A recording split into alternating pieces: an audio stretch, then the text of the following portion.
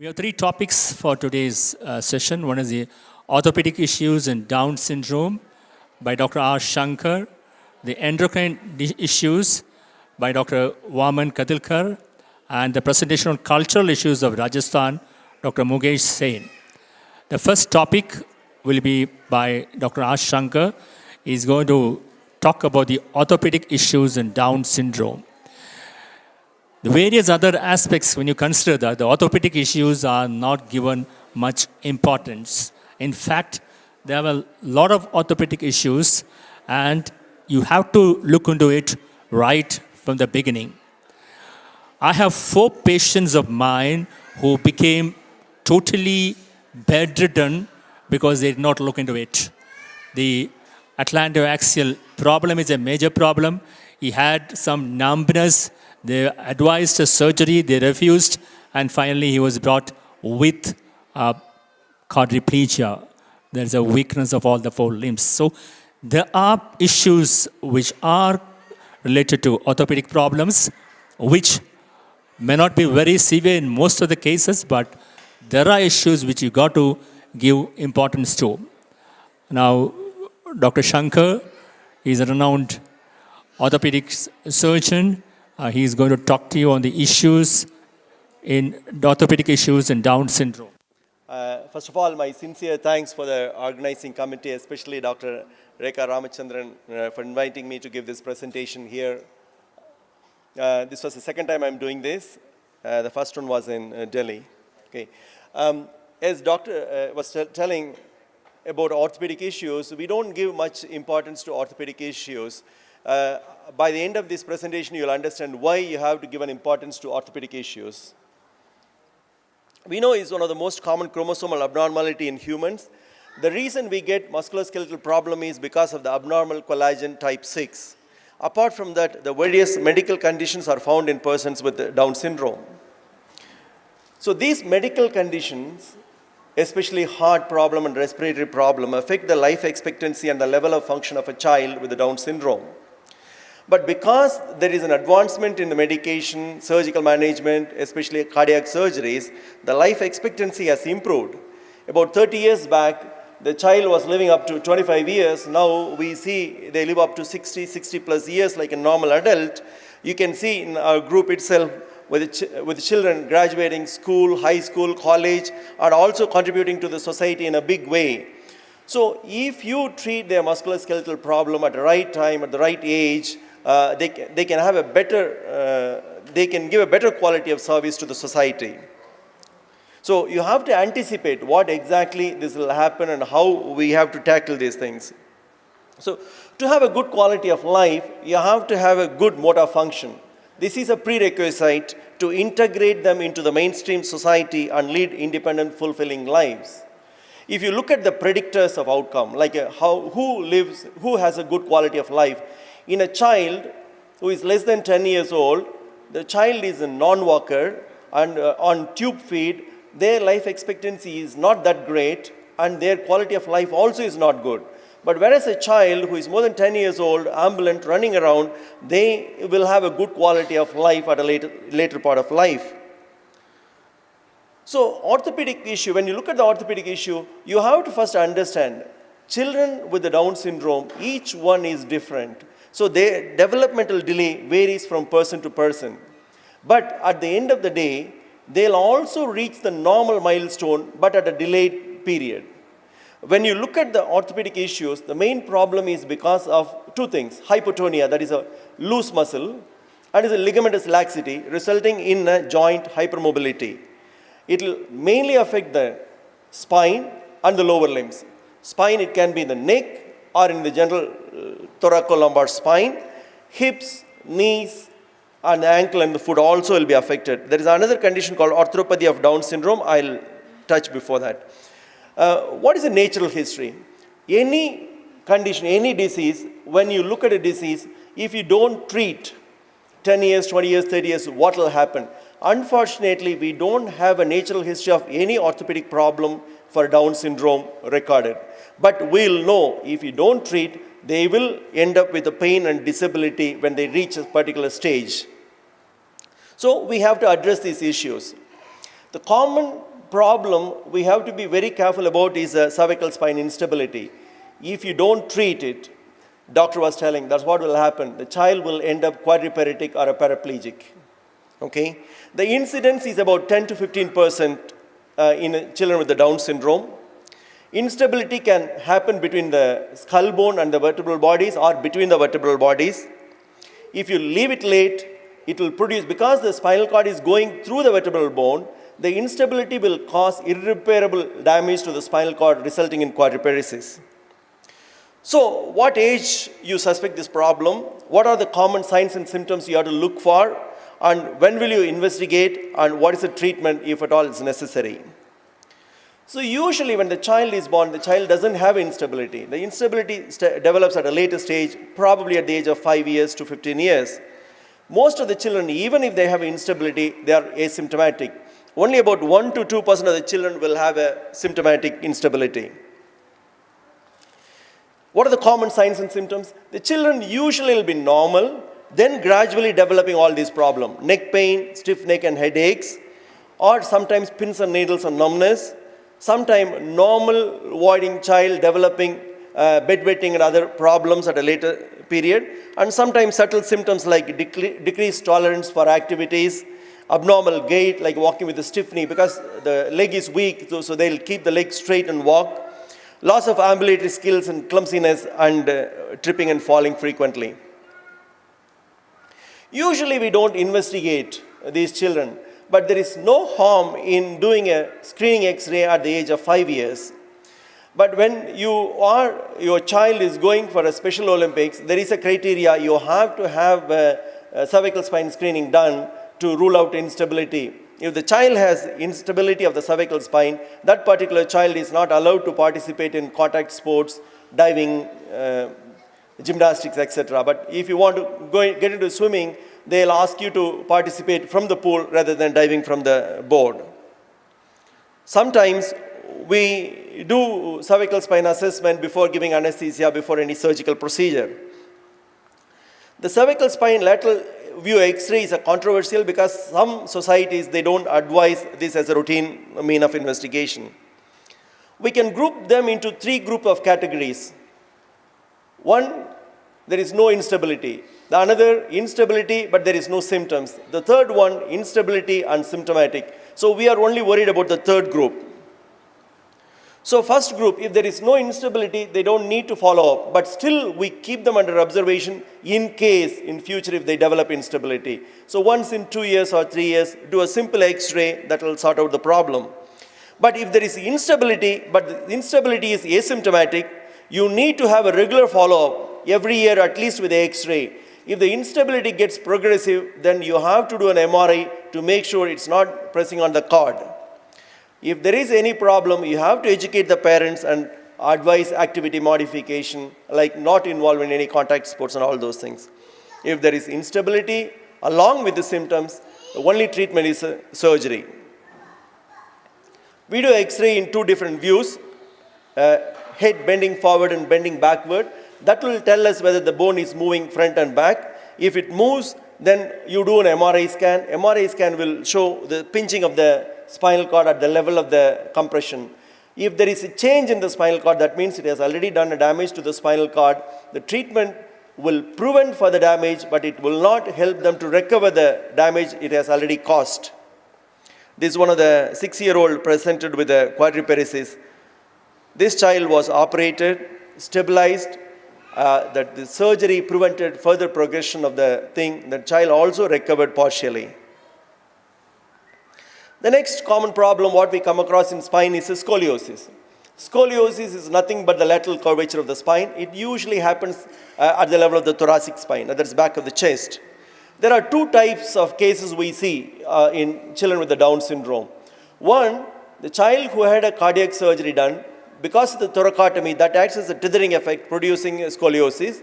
Another one, like a normal child, how they develop scoliosis, even the children with the Down syndrome will have a scoliosis. So when a child becomes adolescent, it's better to have an assessment to make sure there is any curvature of the spine or not. We don't usually treat scoliosis up to about 30-40 degrees. We don't advise bracing in our country because it's very difficult to wear. At a later part of the life, we treat, like if the curvature is bad, we treat them like how we treat the other children by doing surgical correction. This is one of the most common problems we encounter in children with the Down syndrome. Hip instability. About 2 to 5% of the children will have instability of the hip. The instability also develops at a later part of the childhood. When the child is born, they don't have instability. When they start walking, the hip joint is hypermobile but not unstable. But gradually this hypermobility, because of the weak tone and the hypermobility of the ligaments, resulting in the ball moving within the socket gradually becomes like a saucer. So there is more place for the ball to move, subluxate, and gradually it will dislocate. If you don't treat these children, the dislocation will become permanent and become very painful at a later part of life. There are two types. It can be acute dislocation or sometimes repeated dislocation happening again and again. Acute dislocation is more common between the age of 7 to 8 years. Here, the child will have a very, very trivial injury, immediately started limping or not able to walk. These children, if you x-ray it, the cup will be almost like a normal, where we can reduce the ball back into the cup and immobilize for the tissues to become tight for about 2 to 3 months. Child will be all right. But there is another type, habitual or recurrent dislocation. Some children use it as a party trick. They'll dislocate in front of you and show it to you. This will dislocate without any problem, without any trauma. So these repeated dislocation will damage the articular surface of the joint and lead to arthritis. These children will need a surgical correction. Here you can see that the hip on the other side is normal. This side, the ball trying to go, is almost out. So you have to create the saucer like a cup. You have to create the socket and then put the ball back into the joint to have a comfortable life of the child. Because of other problems like endocrinopathies, especially hypothyroidism and obesity, the children also will develop slipped capital femoral epiphysis. Slipped capital femoral epiphysis is a condition where the ball stays in the socket, the neck comes out so that it displaces at the level of the head and neck junction.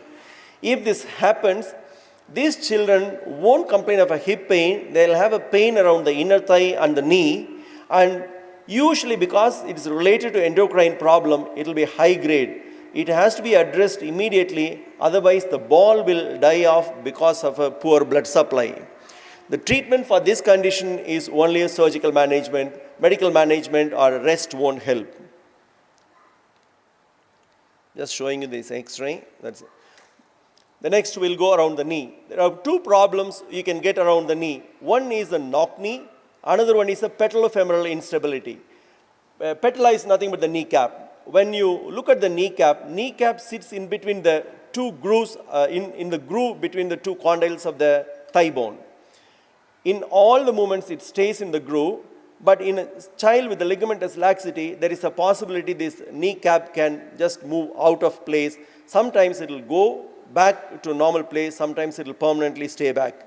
That's why it can be a subluxation where it goes out and come back, or dislocation completely goes out and come back, or dislocate and stay as it is in dislocated position. Incidence is about 10 to 20%. But one good thing about it is, even if the kneecap is completely dislocated, child will be able to walk but with an altered gait. The walking may not be perfectly normal. So we usually treat it with a brace support or activity modification. Whatever the activities producing dislocation, we advise them not to do those kind of activities. Surgery is done only if the conservative management fails, or if we think that surgery is going to improve the gait of the child. This is one of the commonest problems we see in a child with the Down syndrome. Knock knees. But it's not very severe. Occasionally it may progress to impair walking. If at all, I advise for surgery for a child with the Down syndrome This is the one thing, it has to be done at an early age, before the growth plate fuses, before the child stops growing.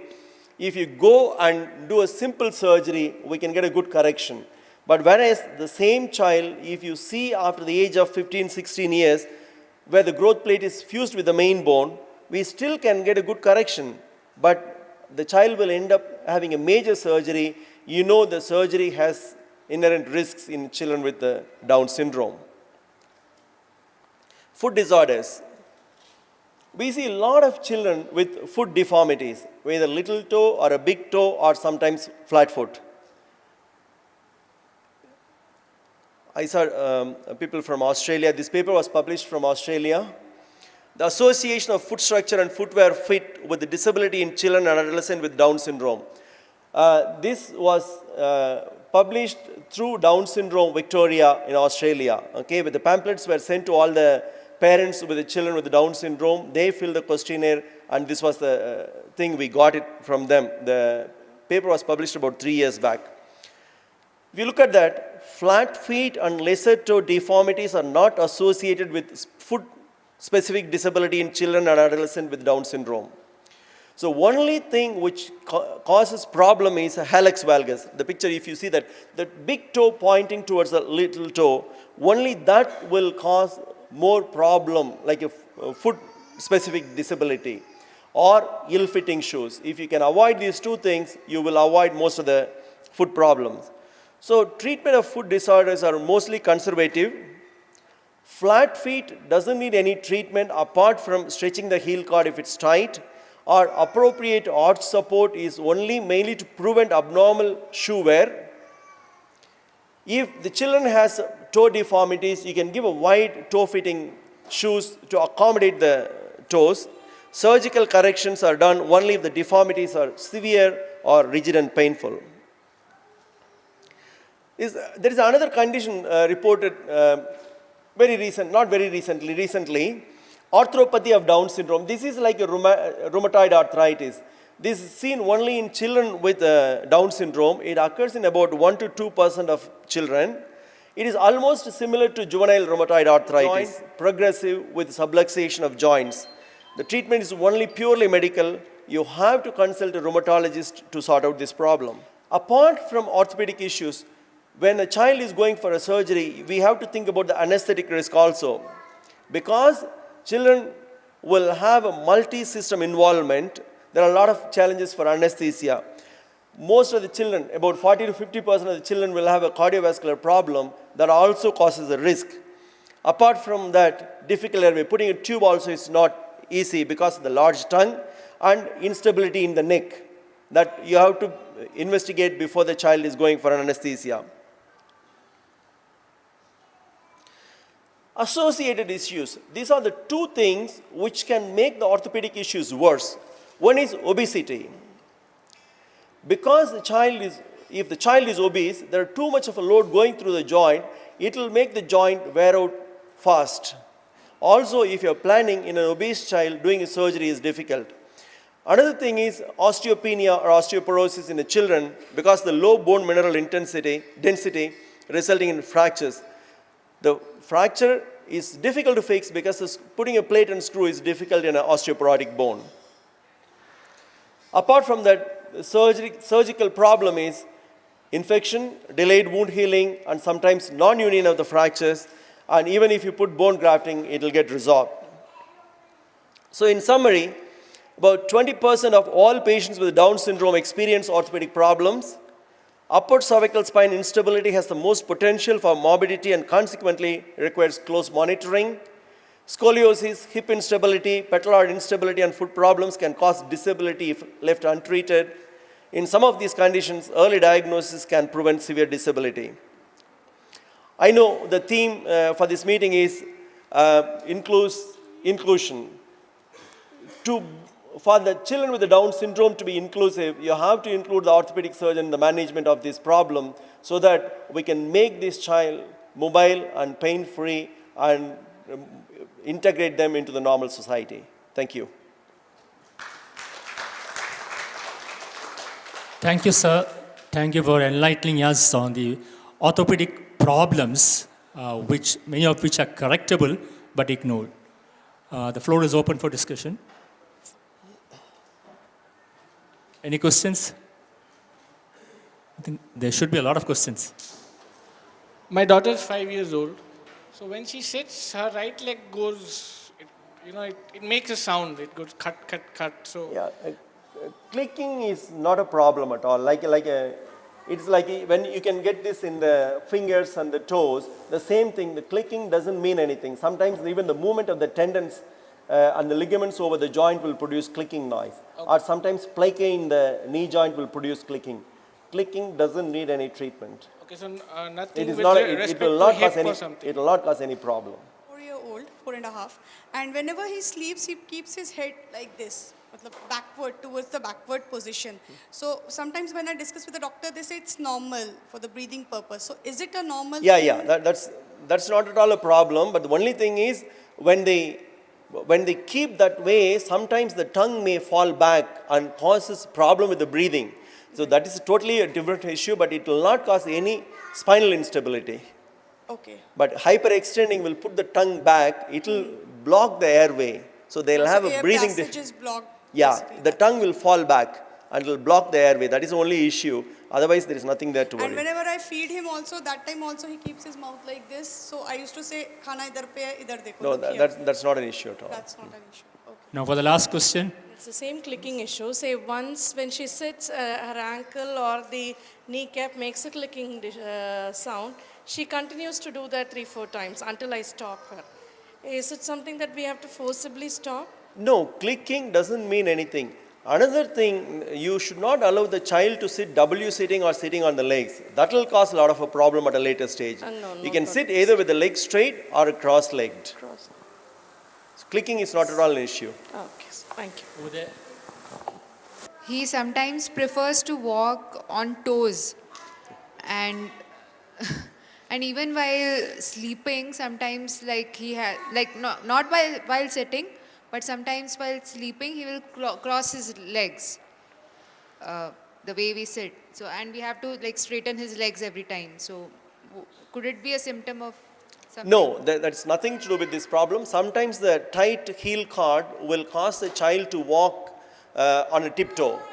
As long as the child can put the foot flat and you can encourage them to walk normally, the simple exercise like making them sit and stand frequently, that will help the heel cord to stretch and the walking will get better. Thank you. I think the last question, I think she's been waiting for a long time. Good afternoon. I want to ask the same question. My daughter is 24, but still she walks on toes. She doesn't touch her heel on the ground. When she's wearing the shoes, she touches her heel. But if she's wearing flat sleepers or normal chappals, she'll walk on her toes. But she doesn't complain about anything. No pain at all. No uncomfortable. She's very comfortable walking like that. Okay. See, the problem with the toe walking is because of the tight heel cord. But in a 24-year-old, it's very difficult to go and lengthen the tender Achilles. It's going to cause a lot of problem at a later period. The simple solution is to give them a high heel. High heel. High heel, because it will allow them to walk like normal. Because, see, the thing is, if you're walking on a toe, you cannot walk for too long. You can walk for 100 meters, 200 meters, then the foot will become tired and they'll stop walking or they'll slow down. We actually take her for trekking also. She's done 6 kilometers trekking in the hills. And regular walkings in the garden, she does at least 2 kilometers at a time. So it's better to give some kind of a heel raise, only heel raise, not the whole thing, only heel raise. If you give a heel raise, that will compensate the short heel cord and their walking will be much better. Okay. And this is more efficient also in their walking. I think we're having a medical panel discussion on medical issues. You can raise your doubts then. Dr. Shankar will also be there. Okay, so thank you very much. Thank you. And on behalf of the organizing committee,